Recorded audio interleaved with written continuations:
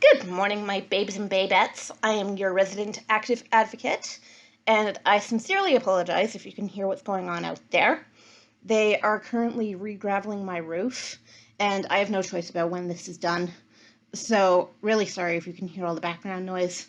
It's not that bad, and hopefully it won't be too intrusive. Today, I would like to talk about the advantages of the medical model of disability, which is the model in which disability is said to be contained within the body, the mind, the social expression, and the emotional expression of the person in question, rather than being a thing that is imposed upon the individual by society. So, when we're talking about the medical model, we can talk about things like eugenics, and yes, I will be discussing that tomorrow, but currently I would like to talk about the advantage of the advancement of medical science.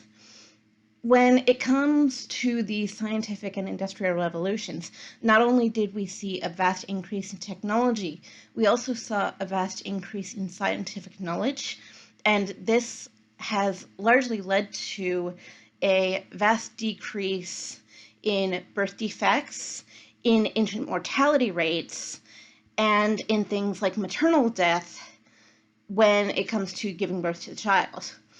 That's a very good thing. These are all very good things.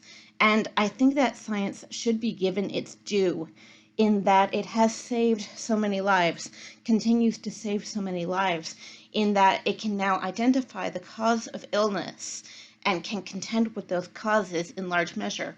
When it comes to things like cancer, we still don't have a cure, but we do have a great deal of help for the disorders that cause cancer.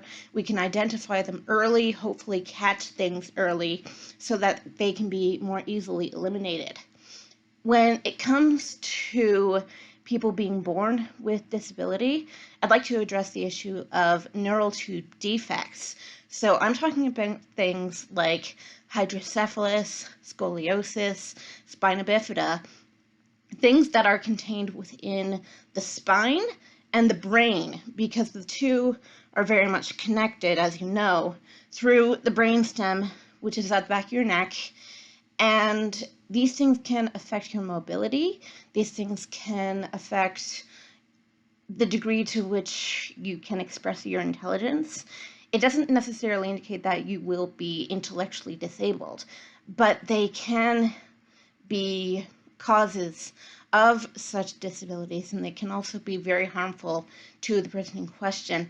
A lot of infant mortality was based on unidentified disabilities, both in the womb and after birth. The fact that we can now identify these things means that we can also contend with them.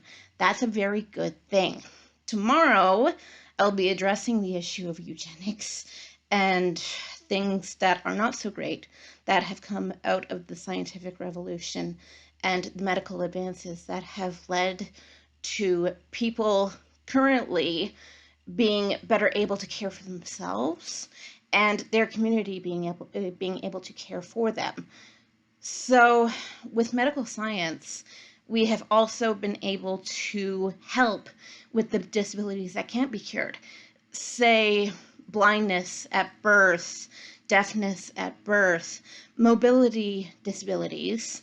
So now we have things like white canes and hearing aids and cochlear implants and wheelchairs and walkers, things like these that are very visible signs that a person has a disability, but it also means that they are more capable of integrating within their social environment. We are no longer, or not to such a vast degree, separated from our community. We can go to school, we can get jobs, we can be parents. These are very, very good things. And it means that more people can contribute to the community, to the economy, to the betterment of humankind. I think that that is a spectacular thing to address when it comes to the medical model. It has led to the integration of people with disabilities. Insofar as it is a bad thing, it has also led to the creation of the bell curve. but I will address that tomorrow, as I said. The bell curve itself is also not intrinsically a bad thing. As I keep saying, a lot of these things are relative. It all depends on how you read into them.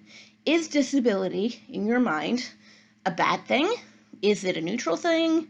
Is it possibly even a good thing because it gives a person a wider perspective on the world that a lot of people cannot, will not ever necessarily experience? I do believe that as the population continues to grow older, because medical science has also led to a vast increase in life expectancy, the older we get, the more likely we are to inherit a disability, and that's just a side effect of being human. I don't see that as a bad thing. It's just a side effect of aging. Aging is not evil. Death is not evil. Disability is not evil, in my eyes. But, as I say, it all depends on how you interpret this. So, in terms of medical science, I am extremely grateful for it myself because it has stopped a lot of issues from turning into catastrophes in my own life, in the life of people I know, and it has also kept people alive. It has also kept families from being broken, from being heartbroken. That's a wonderful thing. I think science, like I say, needs to be given its due, and it can't be understood as intrinsically bad or intrinsically good. It depends on how it's used, but in large part, because of human rights activism, it is being used for good purposes. Tomorrow, I will talk about the bad purposes to which it has been put and to which it may continue to be put if we are not capable of advocating for ourselves, for our friends, for our family members, and for our community. I think it's extremely important to know where science needs to stop, because there does have to be a limit put on these things if we are to continue to maintain our identity as people with disabilities. Identity is extremely important, if you ask me. Even if it means that you are separated in some way from the bulk of your society, the individual has the right to their identity and to their expression. This applies to every minority group. Thank you very much for listening, and I will see you tomorrow. Bye!